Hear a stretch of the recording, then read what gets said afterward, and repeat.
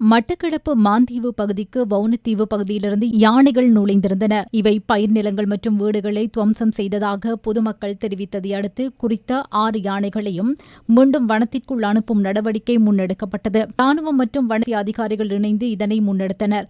Drone கேமராக்களை பயன்படுத்தி யானைகள் பயணிக்கும் பாதை கண்காணிக்கப்பட்டு அவற்றை வனத்திற்குள் அனுப்ப 9 மணி நேர நடவடிக்கை முன்னெடுக்கப்பட்டது.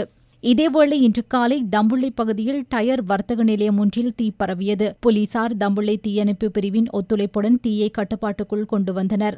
தீ பரவியதற்கான காரணம் கண்டறியப்படவில்லை. தீயினால் வர்த்தக நிலையம் மற்றும் களஞ்சிய அறை என்பன அழிவடைந்ததாக தெரிவிக்கப்படுகின்றது. பஸ் வண்டிக்குள் கொண்டு செல்லப்பட்ட 100 லிட்டர் மண்ணெண்ணெய் போலீசாரினால் கைப்பற்றப்பட்டது. வெள்ளவாய போலீசாருக்கு கிடைத்த தகவலுக்கமைய இந்நடவடிக்கை மேற்கொள்ளப்பட்டது.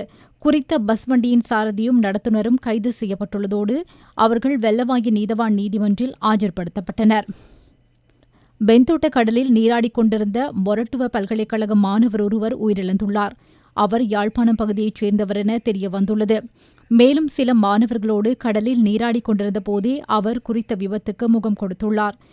இதேவேளை காங்கேசன்துறை கீரிமலை கடற்பகுதியில் நீராடிக் கொண்டிருந்த ஒருவர் நீரில் மூழ்கி உயிரிழந்துள்ளார்.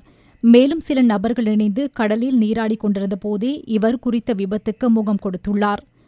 மட்டக்களப்பு குருக்கள் மடத்தில் மனித புதைக்குழி என சந்தேகிக்கப்படும் பகுதியை எதிர்வரும் மே மாதம் 14ஆம் தேதி முதல் 17ஆம் தேதி வரை ஸ்கேன் செய்வதற்கு நீதிமன்றம் உத்தரவிட்டுள்ளது.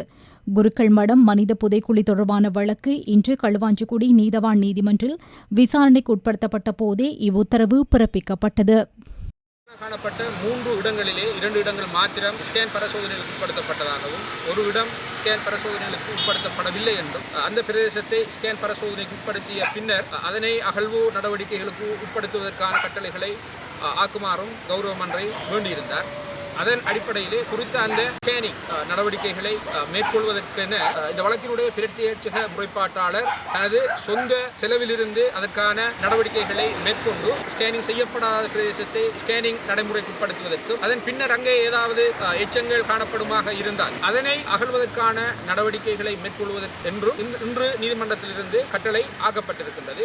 மட்டக்களப்பு ஏறாவூர் நீதவான் நீதிமன்றில் கடமையில் ஈடுபட்டிருந்த போலீசாரின் துப்பாக்கியை பறித்து செல்ல முற்பட்ட ஒருவர் ஏறாவூர் போலீசாரால் கைது செய்யப்பட்டுள்ளார்.